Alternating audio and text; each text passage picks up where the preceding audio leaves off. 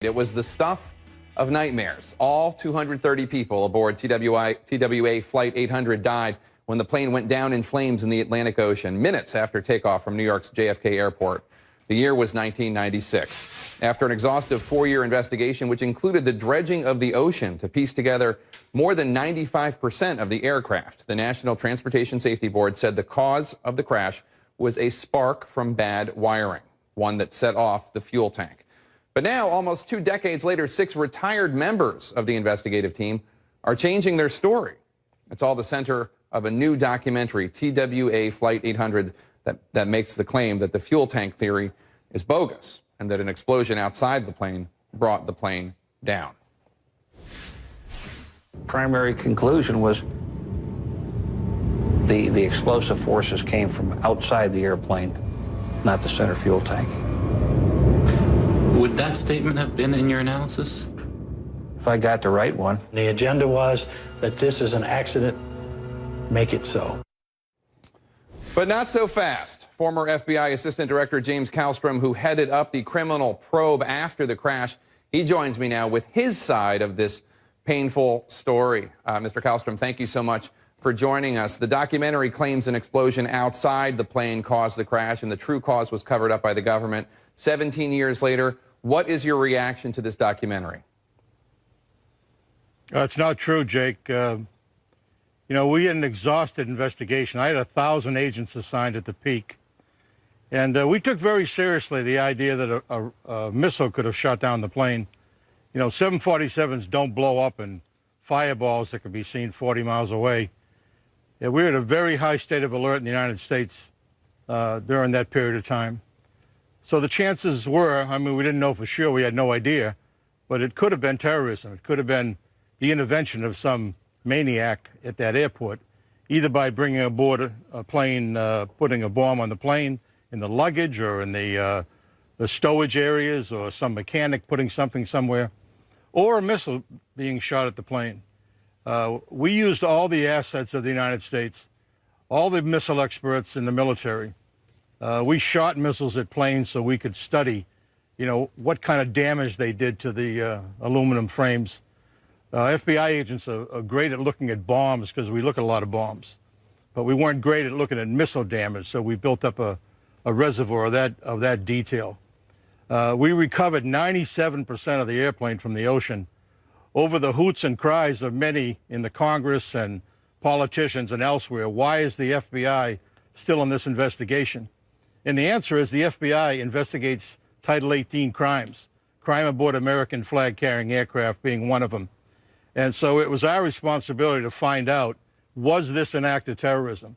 And we couldn't do that till we had most of the airplane, which took us a long, long time. We ended up with about 97% of it. After dredging, after going to the White House twice to get permission to keep spending money to do this thing. So I'm very, very confident that we had enough of that airplane to make the judgment that no criminal intervention, to our knowledge at the time, our knowledge in 1996, wherever that science was, that did not bring down the aircraft.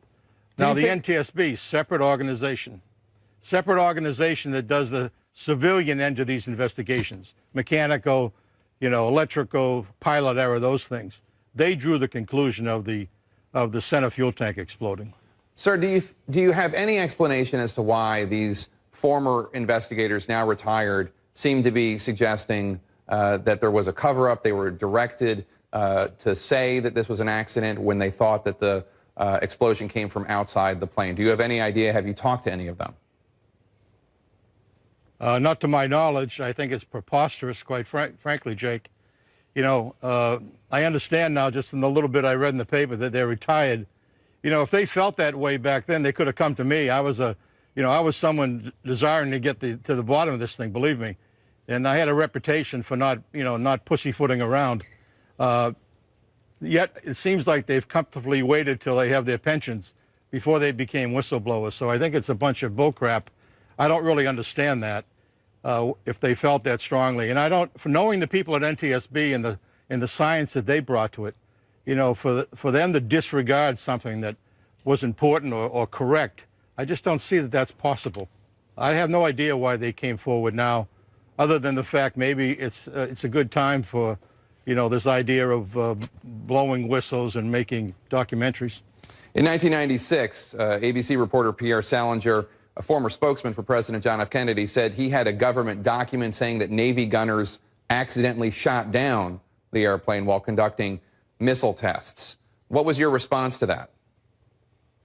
I'm being kind when I tell you that he was out of his mind. Here's a guy who worked for JFK. Here's a guy who did a time in the Senate as a senator of the United States of America. You know, over in Cannes with probably too many drinks in him, waving a piece of paper around saying it's a report from French intelligence that the USS Normandy, a proud cruiser of the American fleet, you know, with 450 patriots aboard, shot down this commercial airplane. You know, it was just preposterous. It was the rantings of some wacko on the internet. It was not a report from French intelligence. But nevertheless, we went forward. I called the chairman of the Joint Chiefs of Staff, actually prior to that, and we looked at every military asset in the area. We interviewed every member of the USS Normandy. By the way, they were out of range of TWA Flight 800 by about 200 miles. But it's just a preposterous thing to say. And it hurts the families. I mean, that's the thing that irritates me about this thing now, coming forward. You know, it's basically BS, in my view. And the families have to go through this whole thing. And we were tight with the families, and we were emotional friends and connected with them all the way into this thing. So I think it's basically terrible. The NTSB released a statement this morning about the demand being made by the filmmakers to reopen the case. Quote, while the NTSB rarely re-investigates issues that have already been examined, our investigations are never closed, and we can review any new information not previously considered by the board. It seems to be saying, the NTSB, that they're open to taking another look. I'm not sure why they would say that if so much time and expense was already made to investigate it. What would your reaction be to it being opened up again? Well, you know, if they have some evidence that's you know, credible, I don't know what it could be. This fellow's a physicist, but he's an armchair physicist. You know, I don't know any of his ability. He didn't see the plane. He wasn't working there. The FBI is in the same position. We'd reopen the case also. That plane, Jake, is in a hangar in Virginia. It's been in a hangar either in New York or Virginia all this time. There it is. There's all the pieces. You know, bring your best scientists. We've had the best we could find. MIT, all around the world, look at this. Metallurgists, we hired the head metallurgist retired from Alcoa. We had our own metallurgists look at this thing. You know, this is not something that was done in haste. It was done after about a year and a half of thorough investigation. All right, James Kallstrom, former Assistant Director of the FBI, thank you so much for talking to us today, and good luck to you in retirement. My pleasure. Thank you.